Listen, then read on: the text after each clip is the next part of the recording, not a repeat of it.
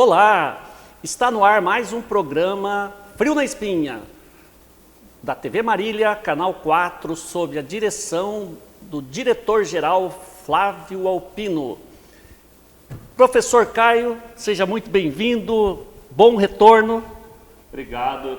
Eu estava presente, mas de longe, né? Estava descansando um pouco a minha imagem, para que o público também sinta saudades, né?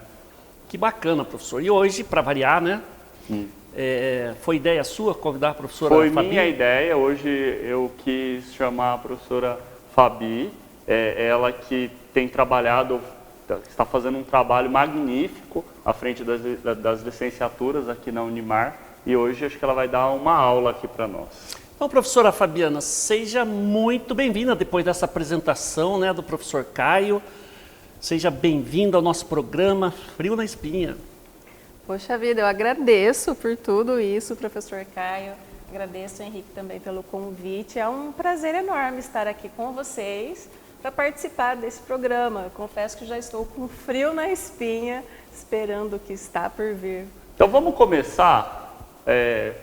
Professora, conte para a gente um pouco da sua trajetória, né? Até você chegar hoje a ser essa referência, coordenadora de diversos cursos, que tem feito um trabalho mais do que magnífico. Mas como foi a trajetória da Fabiana Arf até aqui?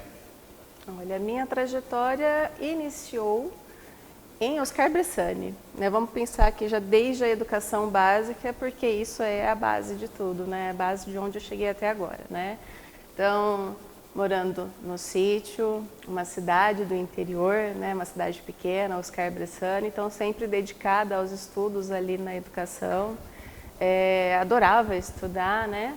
E aí, quando chego lá no ensino médio, por influência de muitos amigos, dos professores, né?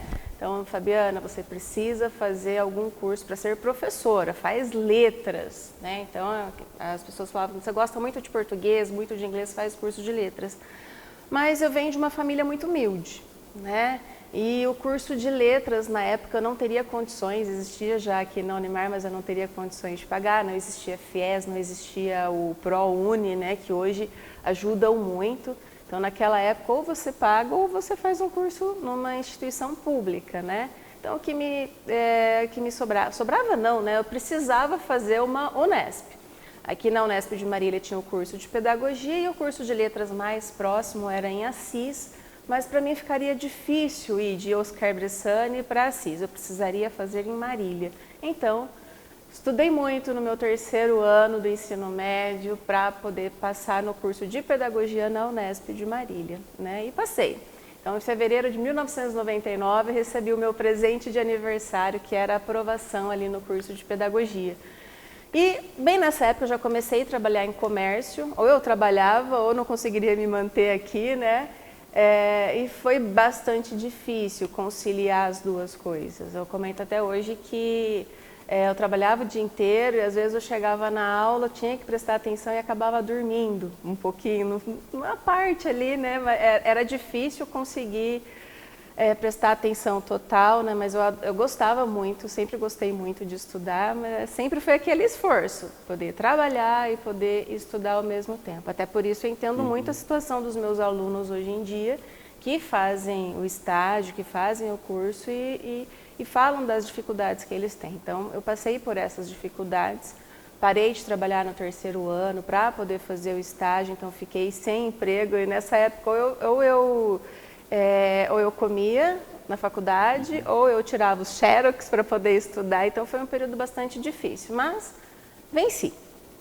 Aí depois disso, em vez de ir já para a educação básica, já ingressei no mestrado, terminei em 2007, entrei no doutorado, terminei em 2012, mas logo que eu terminei o mestrado, uma amiga minha, da época de escola, né, que estudou comigo na educação básica, me convidou para lecionar no curso de pós-graduação, né, no curso que ela coordenava. Então, As minhas raízes, né, as pessoas que fizeram parte ali da minha formação na educação básica começaram a abrir as portas para mim.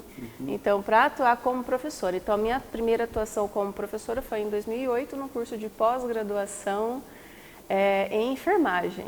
Né? Formada em pedagogia, fui lecionar no curso de enfermagem, a disciplina de trabalho de conclusão de curso. Em 2012 terminei meu doutorado, continuei ali com disciplina de sociologia, antropologia, mas também já comecei a lecionar em cursos de licenciatura, né, pedagogia, nas disciplinas também de metodologia da pesquisa, mais políticas públicas e legislação da educação brasileira, disciplinas mais voltadas para essas áreas, voltadas para as políticas educacionais mesmo. Em 2014... fui mãe e nesse mesmo período comecei a ser coordenadora de curso presencial, numa das instituições em que eu trabalhava, né? E aí continuei, em 2017 comecei a trabalhar na educação à distância, também como coordenadora, e aí em 2019 eu chego aqui na Unimar como coordenadora dos cursos de licenciatura, também na modalidade à distância, e hoje eu estou aqui coordenando vários cursos, né? E ano que vem a gente vai ter mais, né? Não sei se eu posso contar essa novidade já, né? Mas são alguns cursos de licenciatura e a gente está crescendo cada vez mais. Pois é, professora, na sua narrativa, né, da sua trajetória, faltou, né, alguns detalhes importantes. A professora Fabiana fez mestrado. Sim. Na Unesp, fez doutorado na Unesp, né? Isso. Então, se eu não me engano, a sua linha de pesquisa foi legislação educacional. Isso, a linha era políticas públicas e gestão e administração da educação brasileira. Então, muito bem. Com viés público, né? Assim, sempre nesse viés público, você fala da gestão.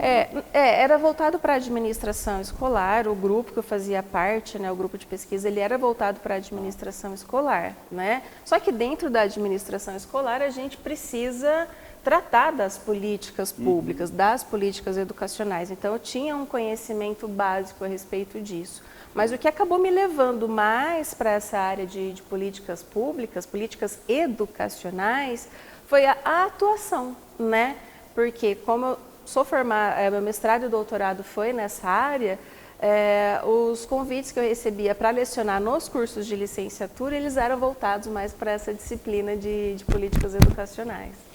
Professora, só complementar, né, que você é o nosso suporte quando a gente fala de legislação. Sempre que eu tenho uma dúvida, o professor Caio, a gente recorre à nossa professora Fabiana, né? Mas vamos direto uma pergunta atual, professora. Hoje existe um movimento, aí, uma tendência do atual governo em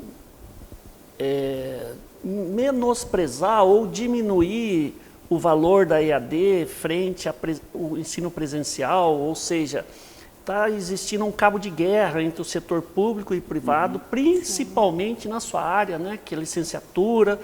Vai começar aí uma série de exigências que talvez inviabilize, né, a oferta do curso de licenciatura na modalidade EAD. Eu queria o seu posicionamento como uma doutora em legislação. Olha, eu acredito que não vai inviabilizar, né, a oferta das licenciaturas na modalidade à distância. Mas nós passaremos a ter uma carga horária presencial maior, né? Então já tem uma exigência de uma carga horária de atividades presenciais, existe o estágio obrigatório que é presencial, já existiam as práticas curriculares, né? Os alunos precisam desenvolver atividades práticas no decorrer do curso. Então, antes não se falava na legislação que precisava ser 100% presencial, mas a partir do ano que vem já vai ter que ser presencial. E temos essa legislação que trata sobre a extensão universitária, que também precisa ser presencial. Então, o ministro da Educação está exigindo muito, não exigindo, questionando a qualidade dos cursos de licenciatura ofertados na modalidade à distância, né? Então, a gente vai trazer essas práticas, vai cumprir, né? Já cumprimos e vamos continuar cumprindo as exigências do MEC, né? Então, não deixaremos de ter qualidade. Eu acredito que quem faz o curso é o aluno, né? Não existe uma diferença. O aluno que faz um curso na modalidade à distância e que se dedica, e que estuda, e que assiste às aulas e que participa, ele vai sair um excelente professor, com certeza. A mesma coisa, um aluno de um curso presencial, se ele estuda, se ele participa, ele vai ser um excelente professor. Só que também em cursos presenciais existem aqueles alunos que não gostam de estudar, existem aqueles alunos que não prestam atenção nas aulas e que saem formados, mas sem preparação para a atuação enquanto professor, né? Então existe isso tanto na educação à distância quanto na educação presencial. Vai existir alunos assim também na educação à distância, assim como existe na presencial. Então, quem faz o curso, quem faz o seu próprio futuro profissional é o aluno, é ele que faz. Ô Fabi, eu acho interessante essa discussão e eu acho interessante o que você está colocando. Eu gostei da pergunta do nosso caro professor Henrique sobre essa discussão. Eu vou numa linha seguinte, eu acho que independente, né, dessa questão de fato, independente da questão política, né, de quem é o presidente da vez, de fato a gente vê uma mudança de curso a partir desse ano na modalidade EAD, como o Henrique falou, especialmente nos cursos de licenciatura.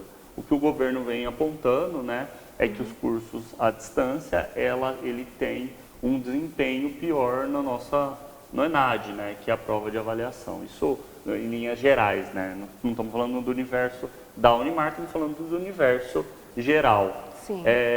Eu acho que você coloca bem, que tem esse aspecto de como o aluno se comporta, sim, mas eu acho que tem um aspecto importante que o Henrique falou da regulamentação.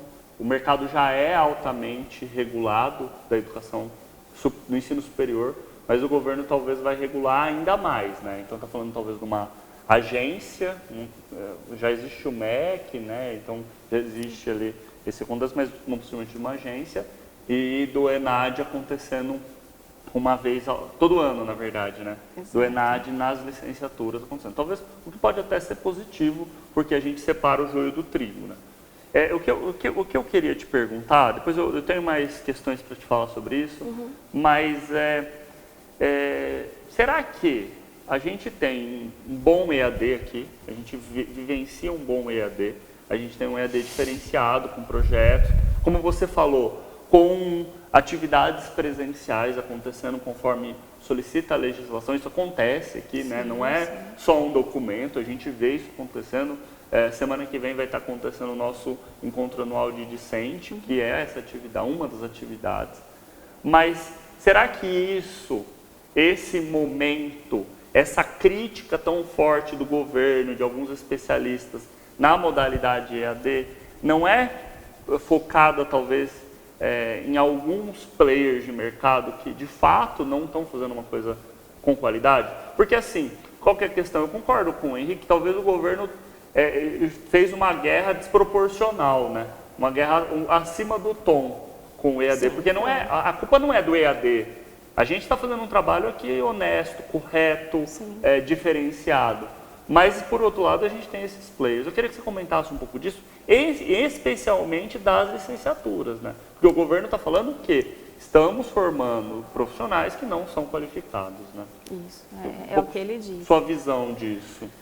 Bom, eu acho que eles pegam bastante no pé das licenciaturas, porque, queira ou não, a formação do professor, né? O professor em si, o pedagogo, o professor de história, letras, são eles que são a base para toda a formação dos nossos alunos, para a formação dos nossos futuros profissionais. Então, se você tem uma educação básica, boa, uma formação sólida, então o seu futuro profissional vai ser melhor, o futuro do país vai ser melhor. Então, a profissão professor, ela é uma profissão básica.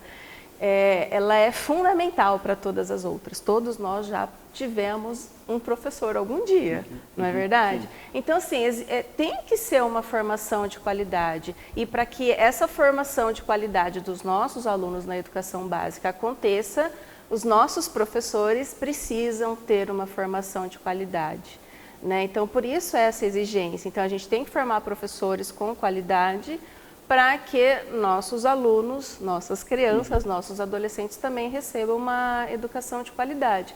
Então, para isso que eles já vêm fazendo resoluções, então teve resolução em 2015, a resolução atual é de 2019, que já coloca essas questões de atividades, mais atividades presenciais, nas quais os alunos vão muito nas escolas. Então, eles vão ter a teoria, e eu penso que essa teoria que ele vai receber, ele pode receber o professor apresentando presencialmente, ou ele pode assistir em casa. Ele tendo essa teoria, ele consegue ir na escola e verificar como a prática está acontecendo, né? Então, os nossos alunos, eles já vão agora para a escola, e a partir do ano que vem, mais vezes ainda, ele vai para a escola para poder observar como é que essa teoria acontece. Então, ele vai estudar em casa, vai para a escola poder verificar aquilo que ele está vendo. Então, ele vai relacionar a teoria e prática desde o início, não só no estágio que vai ser lá no 3º e 4º ano, né? Então, ele já vai começar desde o 1º ano de curso tendo essa relação. Eu acho que isso já vai enriquecer muito a formação do professor. Se ele não tem essa relação aí, essa visão da atuação do professor, se ele não consegue ver na prática como acontece, ele pode sair um professor que não sabe atuar na realidade, né? Então, só teve teoria, vai chegar lá no fim do curso, e agora? O que eu vou fazer? Eu terminei, tenho meu diploma, só o diploma basta? Não, tem que ter o conhecimento, né? Então, tem que ter toda essa base teórica e tem que ter realmente vivenciado tudo isso, visto como é a atuação do professor, desde o professor que está já atuando na educação básica, né? Desde o 1º ano de curso. E é isso que vai acontecer. Vou falar de um assunto que já vem sendo ruminado, né, há muito tempo. Hoje, os professores, né, a categoria, ela não é valorizada. Hoje, um professor, ele precisa trabalhar em 3 períodos para ele ter uma renda que lhe permita, né, uma vida com dignidade. E aí chega no final do expediente, lá 10, 11 horas da noite, normalmente o cabelo assim da professora está em pé, né? Então a professora hoje, ela é conhecida, né, pelo cabelo, né? Quer saber se uma pessoa é professora, olha para o cabelo. Então eu queria, qual é a sua visão, né, sobre esse cenário assim de desvalorização da classe? Eu acho que eu não vejo que assim tão desvalorizado assim. Eu penso, o salário do professor deveria ser maior, sim, com certeza, né? Para que ele não precisasse ficar procurando uma escola, trabalhando em 3 padrões. 3, 4 escolas ao mesmo tempo, como às vezes pode acontecer com professores de história, matemática, português, inglês, né? Mas tem lugares que valorizam, sim. Vamos pensar aqui, nós estamos aqui no município de Marília.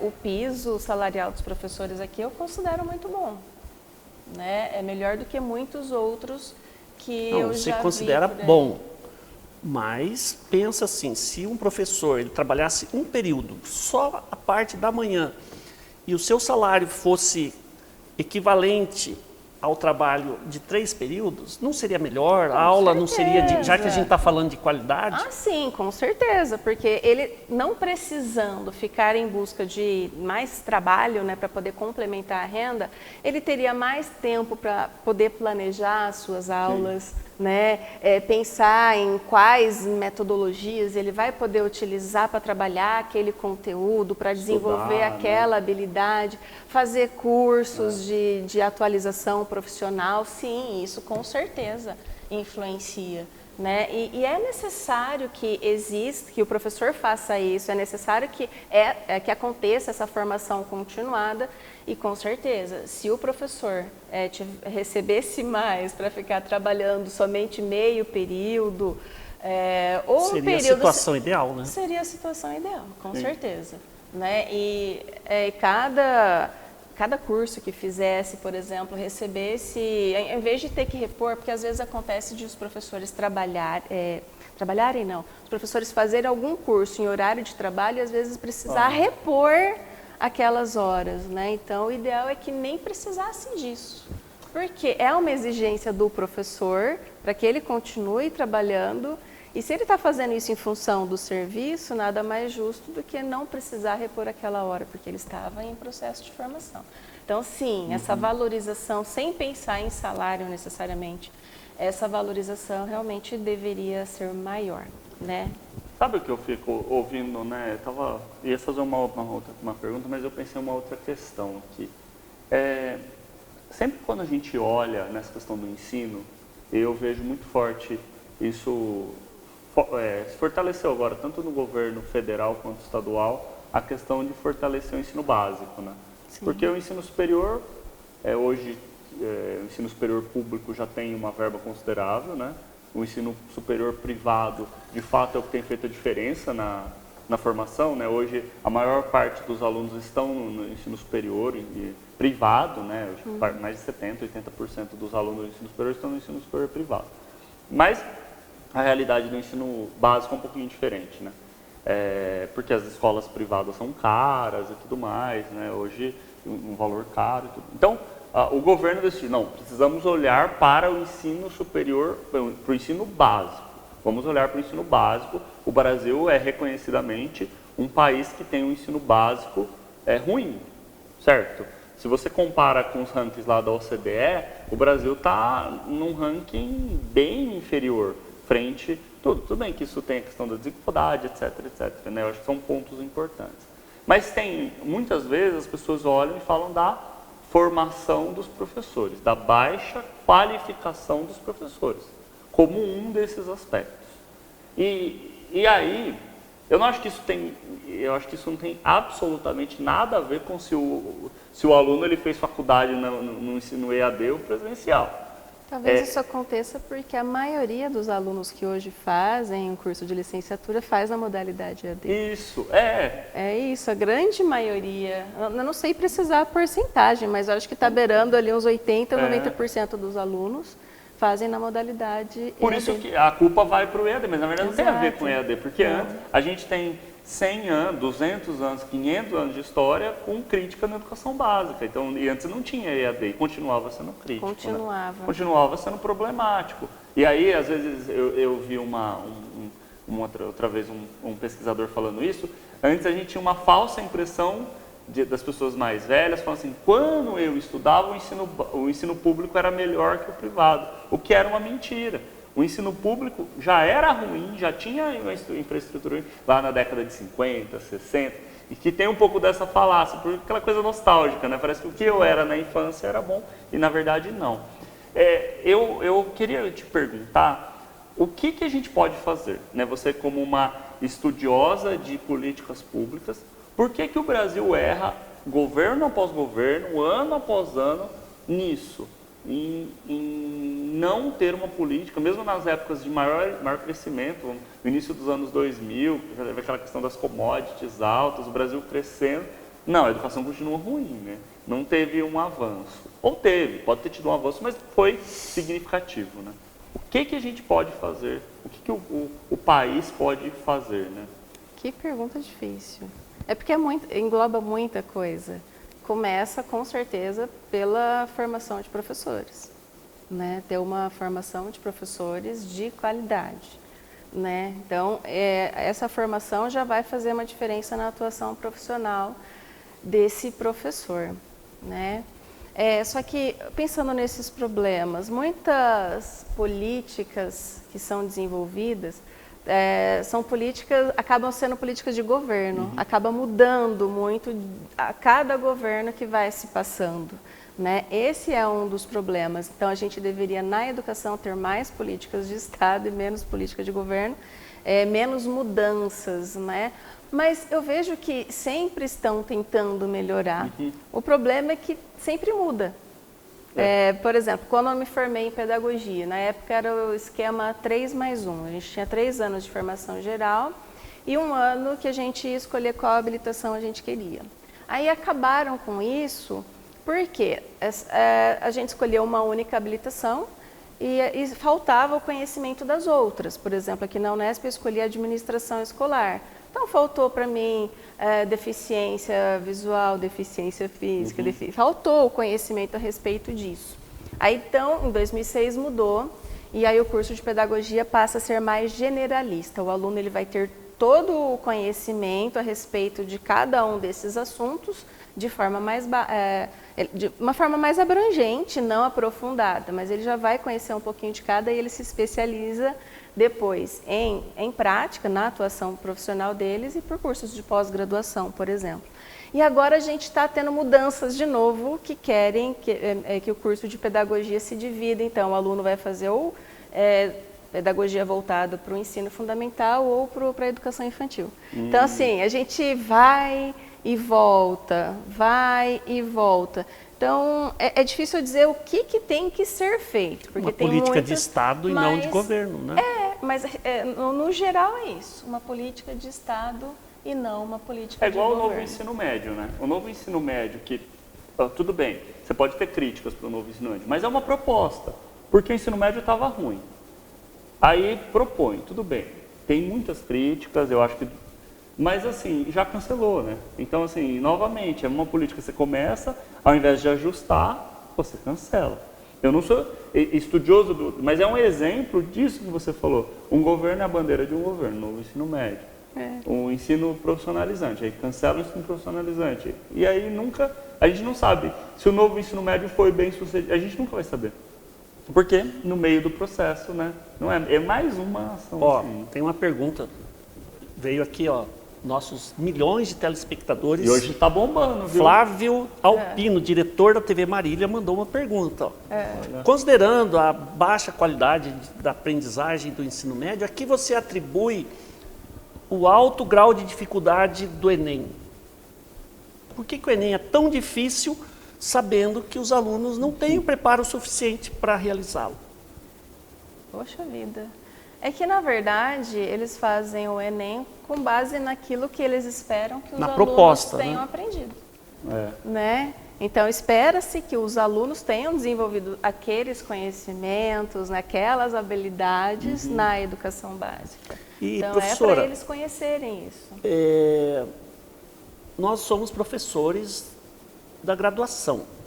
E nós trabalhamos juntos, professor Caio, e nós nos deparamos com... Você quer fazer um aluno ter um sofrimento sem fim, é pedir para eles fazer uma redação, né?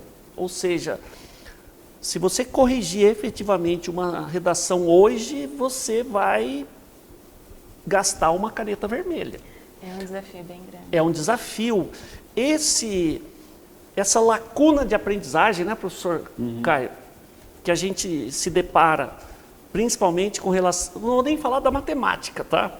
Falar da língua portuguesa. É consequência do quê? Do Covid? O que aconteceu no país que a educação está deprimente? Com certeza, esse período aí de pandemia que a gente passou vai afetar, está afetando e vai afetar esses alunos que estavam principalmente em fase de alfabetização. Então, vai afetar, está afetando, né? Então, realmente influenciou aí nessa formação desses alunos, porque muitos não conseguiram se alfabetizar na idade certa, então acabou jogando isso para depois, porque é mais fácil a gente ter uma aula remota com alunos adultos, que tem uma disciplina para estudar, do que com crianças, com os pais ali ao lado. Muitos pais não têm um conhecimento a respeito desse assunto, né? Outros sem internet. E você falou de internet, eu lembrei de você falando dessa questão de redação, né? O ato da gente se comunicar por meios sociais, por redes sociais, né? O WhatsApp. Então, a gente acabou desenvolvendo uma outra linguagem, uma nova forma de escrever, né? E isso acaba dificultando para que o aluno escreva da forma correta. Então, o trabalho de um professor de língua portuguesa para poder ensinar a língua portuguesa acaba sendo maior, porque ele tem que saber dessa realidade, né, das nossas crianças, dos nossos adolescentes, trabalhar em cima disso, né? Olha só, né? Então, pensa, são duas coisas. A linguagem é diferente por meio da comunicação via WhatsApp, e via WhatsApp é muito mais fácil da gente simplesmente ir digitando, né, em relação a escrever. Na verdade, hoje, a gente fica o dia inteiro em frente ao computador, dia inteiro não, né, mas a gente trabalha mais em frente ao computador. Como é para você escrever uma redação manualmente? A caneta ali dói a mão, né?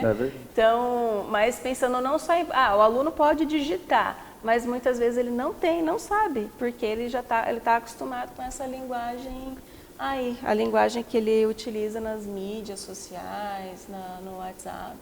Essa é uma das dificuldades. Eu vou discordar do senhor agora, que em público, professor, quando o senhor afirma que o ensino de antigamente não era melhor do que o atual. Eu discordo 100%, porque partindo dessa premissa aqui da professora, quando eu cometi um erro, a minha professora me dava um caderno de caligrafia e fazia eu escrever aquele caderno inteiro. Eu chegava no outro dia com dor na mão, realmente, porque eu não errava mais. Hoje... É um debate, né? Não, eu acho que é um debate interessante. Acho que depois a Fabi pode falar, mas o que eu vi, assim, foi a questão dos indicadores, assim, sabe? Os indicadores do Brasil eram ruins, continuaram ruins e agora estão ruins. Então, em termos do ranking com os outros países, assim, eu acho que tem esse aspecto, era mais rígido. Não, tem um aspecto da estratificação, porque antigamente 90%, quase 100% era escola pública. Sim. Tá? E hoje, a participação da escola pública é mínima. As escolas particulares, eu não tenho nada contra, sou a favor, só que em parte dessas escolas a preocupação é com a mensalidade, né? Não é com a qualidade do aprendizado. Houve uma mudança muito grande. Você falou, né? Na sua época, se você errasse alguma coisa, o professor mandava você ficar lá fazendo uma tarefa lá no caderno de caligrafia que chegava a doer a sua mão, né? Também existia o da mão à palmatória, professores que puxavam a orelha e jogavam a régua. Então, não existia algo que punisse esse professor por isso, por agir dessa maneira com as crianças e com os adolescentes. Então, o professor era a autoridade ali, precisava ser respeitado e os alunos tinham medo desse professor. Então, era uma educação movida pelo medo. Aí foi mudando muito a partir da publicação do Estatuto da Criança e do Adolescente, em 1990. E ali garante diversos deveres também, mas diversos direitos às crianças e aos adolescentes como pessoas em desenvolvimento. Então, existem atitudes que são inaceitáveis dentro de uma escola. Eu penso até, você falou, eu fiquei analisando, por exemplo, fazer com que o aluno faça um caderno fazer uma tarefa de caligrafia em casa até aprender aquilo. Eu fico pensando, será que não causaria um trauma psicológico nessa criança? Eu não estou dizendo que causaria, né? Mas o professor jamais pode submeter o aluno a um sofrimento físico, a um sofrimento psicológico, não pode submeter esse aluno a vexame. Mas isso, né? Você corrigir o aluno é um vexame? Não, tem formas de você corrigir o aluno. Né? Existem formas e formas de você corrigir o aluno. Pode ser que dê certo, sim, você fazer, mas não ficar com a mão até doendo para você aprender a fazer aquilo. Existem outras formas de você fazer aprender, né? Não puxando uma orelha para você ter ali a disciplina. Régua, exato. Então, os professores eles precisam pensar em outras formas, né, para poder ensinar esses alunos. Sem usar a violência psicológica, violência física, violência verbal, né? E só que também a gente tem essa questão dos pais. Hoje, os pais também são diferentes com os filhos. Antes, se o filho ia mal na escola, quando chegava em casa, o pai também chamava a atenção desse filho, o pai também puxava a orelha ali desse filho, cobrava muito desse filho. Hoje, dependendo da forma como o professor age com esse aluno ali em sala de aula, o pai vai lá cobrar desse professor: por que você fez isso com o meu filho? Meu filho ficou constrangido, meu filho não conseguiu dormir à noite. Enfim, existe isso, né? Essa questão aí também dos pais, da família. A família tem que se aproximar mais da escola, trabalhar junto com a escola, para que a educação melhore. Muito né? bem, professora. Muito bem. Deixa eu fazer ir para o intervalo agora. Por favor. Só queria fazer um breve comentário. É muito interessante essa discussão. Depois a gente pode trazer a nossa querida especialista para falar mais sobre isso. E eu acho que o debate ele é importante. Mas agora, pessoal, nós vamos para os nossos anunciantes. Um minutinho e vocês já voltam aqui conosco. Muito bem.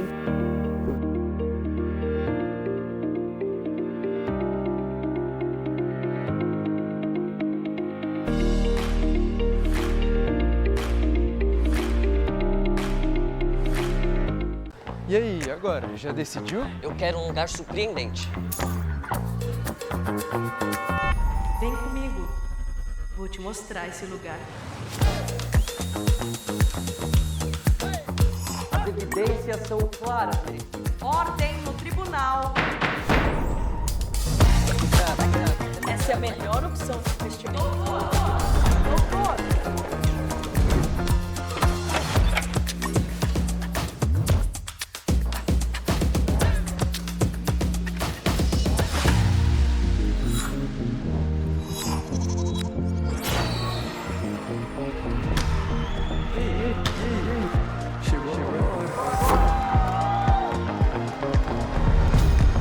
E aí, já decidiu? Descubra o conhecimento com infinitas escolhas. Vestibular Unimar 2024. Inscreva-se.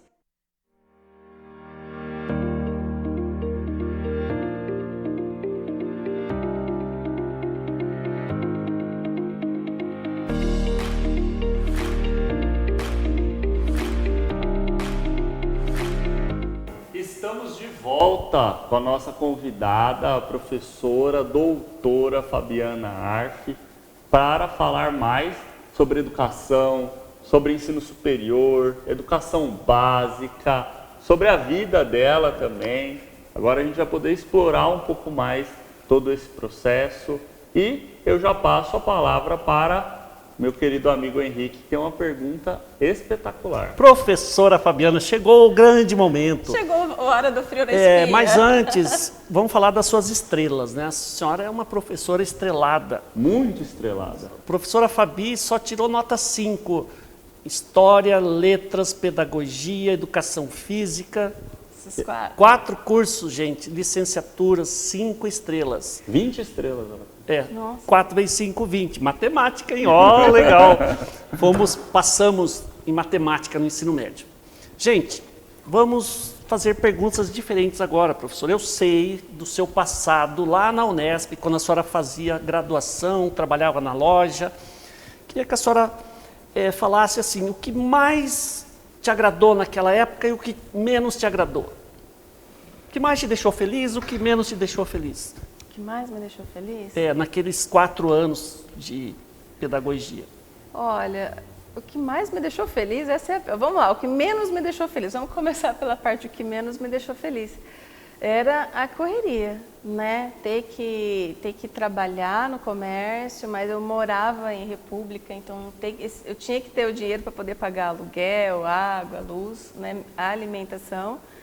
E também tinha que ter dinheiro para tirar xerox, tinha que ter tempo para estudar. E ali na Unesp, a gente não faz não eram provas, eu não sei dizer exatamente como está hoje em dia, não eram provas, né? Nós fazíamos muitos trabalhos. E eram trabalhos que davam muito trabalho, que precisava de muito tempo para fazer isso. E quando tinha prova, se era prova, era uma prova dissertativa que você tinha que falar tudo o que foi discutido sobre aquilo no semestre. Você tinha que fazer uma super redação, né? Então, assim, era difícil, era corrido e eu não tinha dinheiro para ou eu tirava xerox dos materiais para estudar ou eu comia. Então, eu tinha que fazer escolhas ali. E o que mais foi legal? As amizades que eu fiz. Né? Então tenho amigos que eu levo para o resto da vida, né? E era gostoso aprender, era gostosa essa troca de conhecimento que a gente tem ali na graduação, né? Tanto que às vezes, como eu morava em República, né? Então às vezes eu não tinha aula, eu ia para a Unesp, porque eu gostava, eu me sentia em casa. A Unesp, ela é uma instituição muito acolhedora, né? Então eu me sentia muito em casa. Então, acho que é isso. Mas também mestrado, doutorado eu fiz ali na Unesp, sem pensar só na graduação. Então, foi minha segunda casa. Eu acho que eu estudei tanto na Unesp, a mesma quantidade de tempo que eu fiquei estudando na Unesp foi a que eu fiquei na educação básica, lá em Oscar Bressani. Então, é isso, a minha casa. Eu recebi uma pergunta aqui de uma telespectadora. Coincidentemente, ela também é aluna de pedagogia. Legal. É a Manuela Bueno. Deve ser prima do Carlos Bueno. Carlos Bueno, nosso professor aí, coordenador da medicina. A Manuela, está assistindo, obrigado pela audiência, viu, Manuela? Ela está perguntando o seguinte, né? A gente sempre tem discutido sobre a questão das tecnologias e tudo mais. E agora, com o advento da inteligência artificial, tem algumas pessoas que falam que várias profissões vão desaparecer. O que a Manuela está perguntando? Se o professor vai desaparecer. Porque ela está assim, né? Todo mundo falando. Você acha que vai ter o professor deixa de fazer sentido nesse novo contexto? Não. Ou pelo contrário? Não, não deixa. O professor não vai deixar de existir. Mesmo inserindo as inteligências artificiais aí na educação, essas inteligências artificiais, elas vêm como uma ferramenta para o professor utilizar para desenvolver suas aulas, para trabalhar com o aluno. Então, as inteligências artificiais, elas vêm em função do professor. E não o professor vai deixar de existir porque a inteligência artificial vai substituir, né? Porque a inteligência artificial pode ter muito conhecimento que foi produzido pelos próprios humanos, né? Mas essa questão da humanidade, a relação com os alunos, essa questão até da relação social, intermediar, explicar um assunto, explicar outro, desenvolver atividades, isso daí só o professor que vai fazer essa questão de desenvolver atividades pedagógicas. Só o professor faz isso. Então, a inteligência artificial ela vem como um apoio. Então, você, por exemplo, entra lá no chat GPT e pede para montar um plano de aula a respeito de um determinado assunto para uma turma, aí coloca qual é a série, quantos alunos tem, né? A inteligência artificial ela vai dar uma sugestão de como você vai trabalhar esse tema, quais recursos você pode utilizar, quais métodos você pode utilizar, mas muitas vezes vem errado, às vezes ela fala alguma coisa que não dá para fazer ali na escola, por exemplo. E aí é o professor, com o seu conhecimento, que vai analisar e verificar o que pode ou não ser feito. Mas a inteligência artificial trabalha para o professor e não o contrário. Mudando de saco para mala, professora, no EAD, né, nós temos vários coordenadores, em torno de 9 coordenadores, e lá nesse meio, no contexto social, a senhora é conhecida como entojo. Queria que a senhora explicasse esse adjetivo. Poxa vida! Por favor. Eu sou conhecida como entojo, mas eu vou contar para vocês quem foi que deu esse apelido para mim. O professor Henrique. Por que eu sou conhecida como entojo? Porque eu não consigo participar de todos os eventos que vocês vão, né? Então explica para eles lá. Acontece uma coisa boa, vamos comemorar, né? Mas eu preciso trabalhar, não posso ir agora. Ou então tem a minha família esperando lá em casa, cobrando ali a minha presença, minha filhinha de 9 anos, meu marido, né? Então é isso. Por isso, porque eu nem sempre consigo participar dos eventos sociais que vocês criam. É muita comemoração. Você falou do marido, né? Inclusive eu conheço o Giroto, pessoa espetacular, inclusive é um excelente churrasqueiro, professor Caio. O evento social pode acontecer lá na churrasqueira dele, tá? Não tem problema nenhum. Emendando, professor, quebrando o protocolo, tá? Vou emendar a segunda pergunta sobre pressão. Vamos abrir o jogo aqui. Como que a senhora resiste à pressão violenta do professor Paulo Pardo, sem choro? O professor Paulo, para quem não conhece, é o nosso diretor Do EAD. Do EAD. Me fala, como que a senhora resiste à pressão? Quando ele usa um tom de voz mais alto, assim. Ele que está assistindo agora já mandou mensagem aqui para mim. Eu tô medicada, eu resisto porque eu tô medicada. Tá medicado. Mas se ele pressiona, eu vou e faço aquilo que ele está falando. Manda quem pode, obedece quem Mas tem não juízo. chega a chorar, tem não juízo. chora?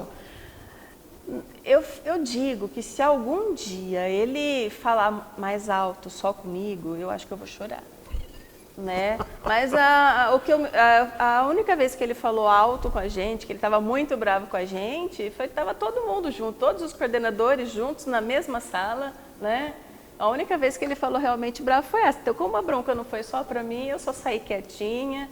Mas se o professor Paulo falar alto comigo, brigar comigo, mesmo que eu mereça, eu vou chorar. Porque o professor Paulo, o professor Henrique enche o saco, né? Mas o professor Paulo, ele é um excelente líder. A gente chama ele de chefe, mas ele não é um chefe, ele é um líder, né? E ele é muito parceiro. Olha, só fazendo uma correção, né? O professor Paulo está nos assistindo. O professor Paulo tem uma competência muito grande. Sim. E ele, de fato, ele lidera esse projeto com muita excelência. Professor Paulo, obrigado pela audiência. A nossa audiência está hoje. Doutor Márcio, o patrão está assistindo obrigado também. Obrigado pela audiência também. Muita gente boa assistindo. Vou também mudar de mala. O tom. Mudar o tom. Né, como você falou, né? O professor Henrique falou um pouco sobre os resultados que você alcançou no contexto dos cursos, alcançando essas 20 estrelas, né? Que 5 vezes 4, 20, né? Isso. Por que hoje os nossos cursos de licenciatura, eles se destacam nesse contexto nacional? Acho que é a oportunidade também das pessoas conhecerem. A gente falou um pouco sobre essa discussão no âmbito de política, né? Mas eu acho que a gente pode também falar um pouco sobre um trabalho sério, reconhecido, né? Recentemente a Unimar ganhou um prêmio do CIAED, um prêmio que reconheceu o trabalho de excelência que está sendo feito aqui no âmbito da educação à distância. E por que os cursos que você coordena hoje se destacam no contexto nacional e ele de fato forma o professor que o Brasil precisa? Acho que você já até meio que respondeu antes, né? Então, assim, vamos pensar por que nós temos as 5 estrelas, né? 5 estrelas a nota 5, é a nota máxima que um curso pode ter no processo de avaliação do MEC. Então, é um curso que foi aprovado com nota máxima, nota 5. Por quê? Atende todos os requisitos necessários para aquele curso existir. Então, nós atendemos e oferecemos tudo aquilo que é exigido. E se a gente oferece tudo aquilo que é exigido, então a gente está realmente garantindo a qualidade na educação. Mas você mencionou aí desse prêmio, né?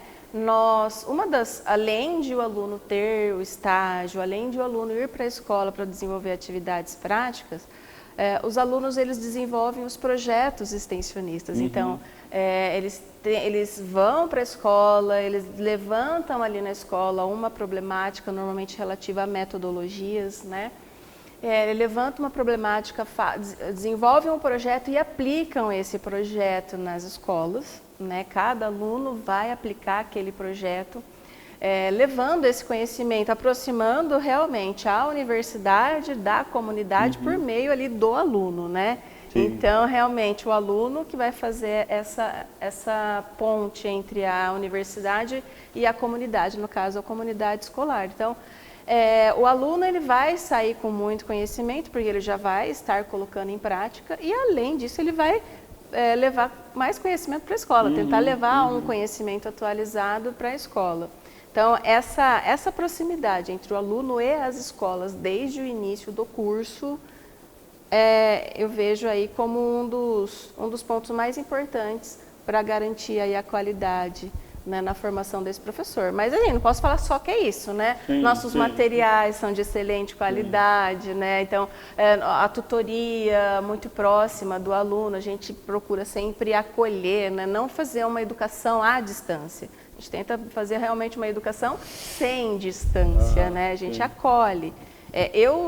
Pelo que o pessoal fala aqui, né, eu sou muito mole, né, eu sou muito coração, né, se o aluno pede alguma coisa, eu já tento fazer, né, então, a gente busca abraçar, atender e ajudar o aluno naquilo que for Por necessário. que a senhora... Não, eu que vou fazer a pergunta. Você Não, já só rapidão. Por que quando você falou assim, eu sou muito coração, você olhou para mim? É alguma indireta? Com espanto ainda, né? Hein, eu não entendi. Explica. Quem é que faz as lives e no final da live fala assim, se você perguntar alguma coisa para mim, vai levar o quê? Não sei, você que está falando.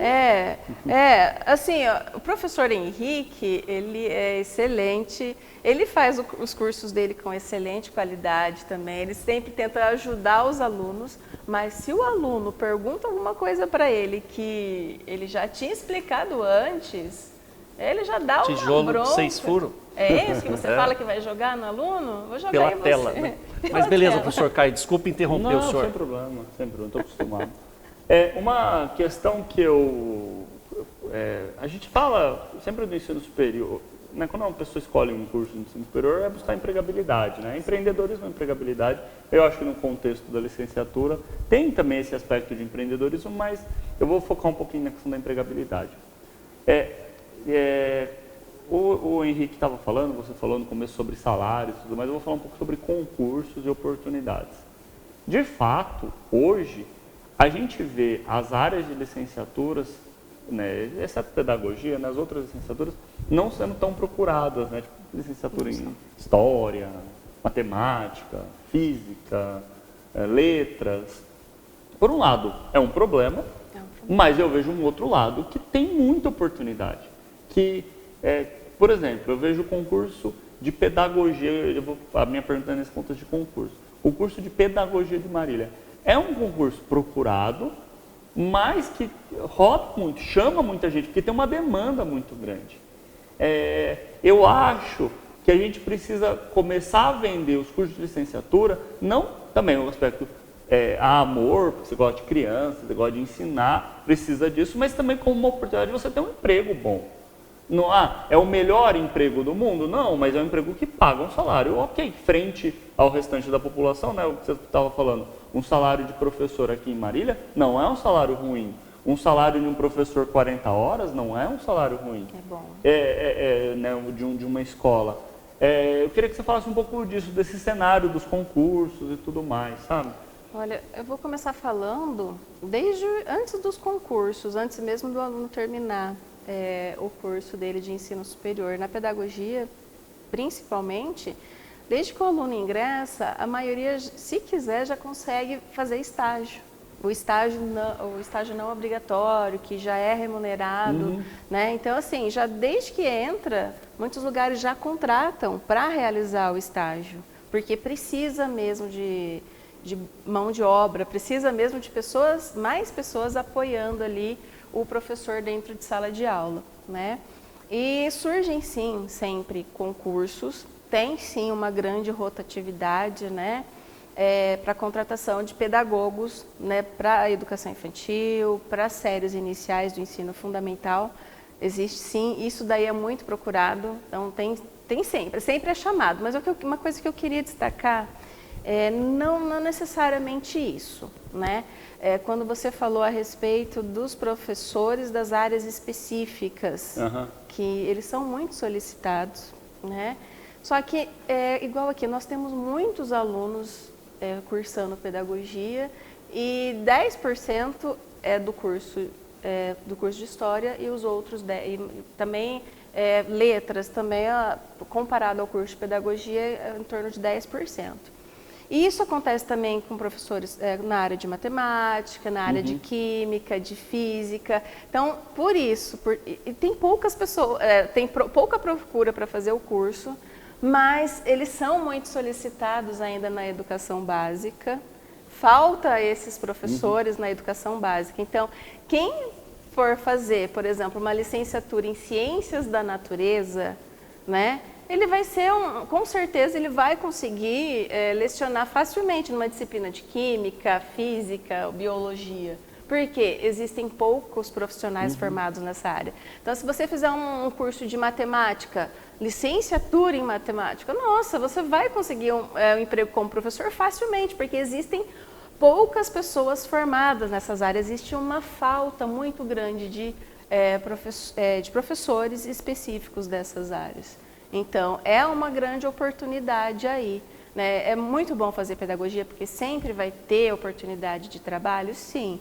Mas é interessante a gente começar a pensar nessas outras áreas específicas, exatamente porque falta muito profissional. Então, quem hoje está lecionando, na grande maioria, ali, também afeta aí até a qualidade da educação básica.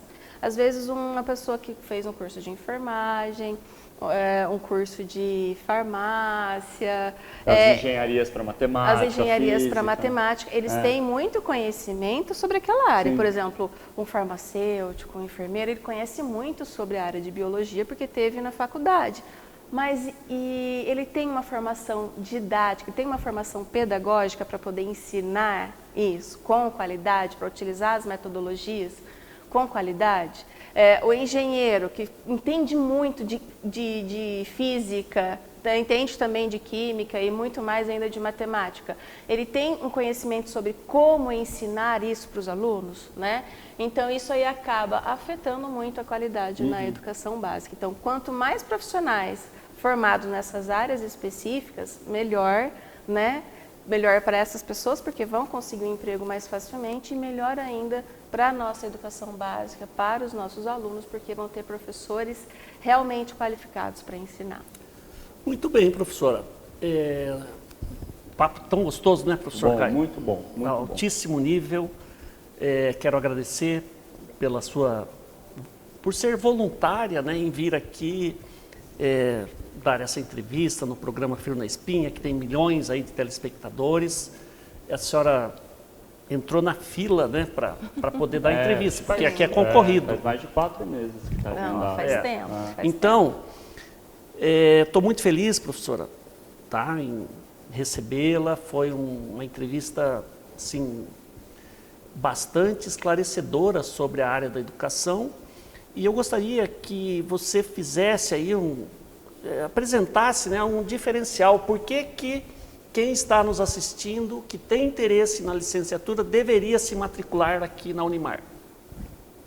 Porque, vamos lá, porque aqui nos nossos cursos, além das 5 estrelas que comprovam a qualidade, a gente recebe os nossos alunos realmente de braços abertos, a gente realmente prima pela qualidade no ensino e pela formação daquele profissional, já pensando que ele já vai entrar desde o início em sala de aula, já vai sair preparado realmente para ser um excelente professor. Então, você estudando com a gente, você não vai chegar lá no final do 4º ano, pegar o seu diploma e ficar sem saber o que fazer na prática. Você realmente vai saber, vai conhecer muito a prática e vai sair daqui sendo um excelente professor.